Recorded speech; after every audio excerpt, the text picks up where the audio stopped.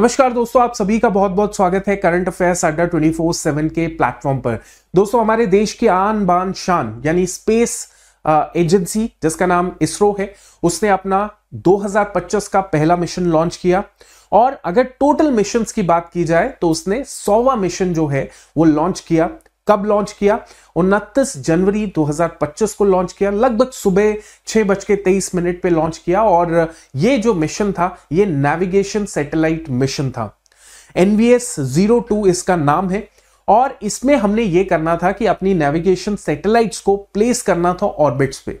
अब ये जो मिशन है सक्सेसफुली लॉन्च तो हो गया 29 को, लेकिन अब यहां से पता चल रहा है कि हमारी जो नेविगेशन सैटेलाइट है, जहां उनको प्लेस करना था, जिस ऑर्बिट पे उनको प्लेस करना था, वहां ये नेविगेशन सैटेलाइट पहुंच नहीं पा रही है because of some technical glitch. अब ये टेक्निकल ग्लिच क्या है, मैं आपको बहुत ही इजी तरीके से समझाने वाला हूं। मेक श्योर कीजिएगा, सेशन को लाइक कीजिएगा, सेशन में आए हैं तो कमेंट भी कर दीजिएगा। और इसी के साथ हम लोग सीधा चलते हैं उस टेक्निकल ग्लिच को समझने में। राइट, अब देखिए ऐसा है, ये हेडलाइंस है, days after 100 launch ISRO says glitch stalls satellite orbit raising manoeuvres. Right, अब चलिए, अब इसमें सबसे पहले मैं आपको बताना चाहता हूं कि ये एक्चुअल में क्या ग्लिच था। अब देखिए क्या होता है ना कि सैटेलाइट्स जो होती हैं उनको प्लेस करने के लिए हमें ऑर्बिट, जो हमारा जो ऑर्बिट में प्लेस करने के लिए हमें एक फाइनल थ्रस्ट चाहिए होता है, यानी कि फाइनल पुश जो है सैटेलाइट को चाहिए ताकि वो प्लेस हो जाए ऑर्बिट में, जो जहां पे उसको एक्चुअली में प्लेस होना है। अब होता यूं है कि एक बीच में आता है वाल्व। ठीक है, बीच में आता है वाल्व। वाल्व मतलब जैसे अगर एक बहुत नॉर्मल अंडरस्टैंडिंग ले तो जैसे पानी की पाइपलाइंस होती है ना, उनके बीच में भी इस तरीके से वाल्व होता है, जिसको बंद कर दिया जाता है तो पानी बीच में रुक जाएगा, है ना, सप्लाई नहीं होगी दोनों तरफ। राइट, तो पानी रुक जाएगा। और इसको खोल दिया जाए तो पानी जो है फिर सप्लाई होना शुरू हो जाएगा। सेम लाइक दैट वे कि ये जो वाल्व था सैटेलाइट के अंदर, जो क्रिटिकल वाल्व था, इस तरफ जो था ऑक्सीडाइजर था। ठीक है, ऑक्सीडाइजर था। और इस तरफ जो था आपका LAM था। LAM का मतलब क्या होता है? इट इज अ मोटर जिसका नाम है लिक्विड एपोजी मोटर। अब ये जो मोटर है इसको चलना बहुत जरूरी है।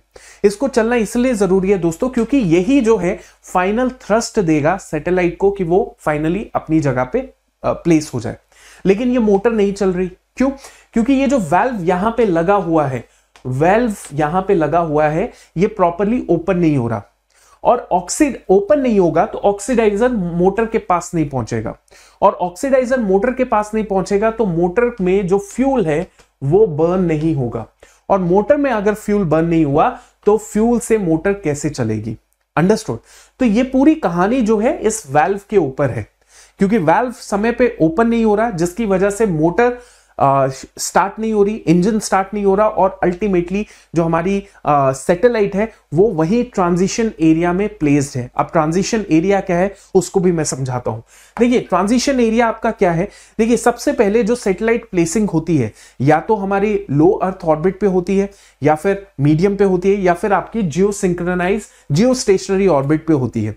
जैसे मैं आपको एग्जांपल देता हूं, जो स्टारलिंक है, एलॉन मस्क का जो स्टारलिंक प्रोजेक्ट है, उसमें वो जो इंटरनेट सैटेलाइट प्लेस कर रहा है वो लो अर्थ ऑर्बिट पे प्लेस कर रहा है। लगभग 1500 से 1000 किलोमीटर जो ऊपर वाला एरिया है that is low earth orbit है, वहां पे वो प्लेस कर रहा है। इसके अलावा हमारी जो नेविगेशन सैटेलाइट प्लेस होनी थी वो यहां पे होनी थी, जियो स्टेशनरी ऑर्बिट पे होनी थी, जो कि अर्थ सरफेस से लगभग 35,000 किलोमीटर की हाइट पे है। अब ये जो नेविगेशन सैटेलाइट है जिसको हमने 29 को लॉन्च किया, ये नेविगेशन सैटेलाइट यहां तक तो नहीं पहुंची जहां आपको मैं ये दिखा रहा हूं। ये मतलब इट्स लाइक ग्रीन कलर का जो आपको ऑर्बिट दिख रहा है, इस तरीके का यहां पे तो नहीं पहुंची है। ये ट्रांजिशन जोन में पहुंची है। ट्रांजिशन जोन मतलब मीडियम एंड जियो के बीच में जो जोन होता है that is called what we call transition zone. यहां पे ये घूम रही है। ठीक है, LAM चलेगा तब जाके ये कहां पे पहुंचेगी? ये जियो स्टेशनरी ऑर्बिट पे पहुंचेगी नेविगेशन सैटेलाइट। अब यही सारी बातें यहां पे की गई है और ये कहां पे अभी कहां पे घूम रही है, ये ट्रांजिशन जोन में घूम रही है। ट्रांजिशन जोन का नाम क्या है, जीटीओ। जीटीओ का मतलब क्या हो गया आपका, जीटीओ का मतलब है आपका जियो सिंक्रोनाइज ट्रांसफर ऑर्बिट। ये वो ऑर्बिट है जो बेसिकली जहां से ट्रांसफर होगी सैटेलाइट और एक्चुअल ऑर्बिट पे पहुंचेगी। ठीक है, सो बेसिकली ये इंटरम पाथ होता है, ये बीच का हिस्सा होता है जहां पे सैटेलाइट अभी प्लेस्ड है, लेकिन इसको पहुंचना कहां है, जियो स्टेशनरी ऑर्बिट पे पहुंचना है। तो ये पूरी कहानी मैंने आपको बता दी। It is all about the valve which is not working properly. Valve ना काम करने की वजह से ये सारी के सारी इश्यूज क्रिएट हो रहे हैं। सो अब अल्टीमेटली क्या है, डेडिकेटेड टीम को बैठा दिया गया है जो कि ये सारे कारणों को समझ पा रही है कि कैसे कैसे ये वाल्व ओपन होगा, ट्रबल शूट किया जाएगा। जो इसरो का सेंटर है, सतीश धवन स्पेस सेंटर है, वहीं से हम लोग कुछ कमांड देंगे उस सैटेलाइट को, ट्रबल शूट करेंगे, या फिर कोई एक सपोर्ट जो सिस्टम है उसको किया जाएगा इस्तेमाल, उसका इस्तेमाल किया जाएगा। तो बहुत सारी चीजें हैं जो कोशिश की जा रही है इसरो के द्वारा ऑल्टरनेटिव निकालने की, कि कैसे इस LAM को शुरू किया जाए, दैट इज आपका मोटर है, इसको कैसे शुरू किया जाए ताकि ये अल्टीमेटली हमारा जो सैटेलाइट है वो वहां तक पहुंच जाए जहां इसका प्रोजेक्शन था। सो आई होप आपको बहुत आसानी से सारी बातें समझ आ गई होंगी।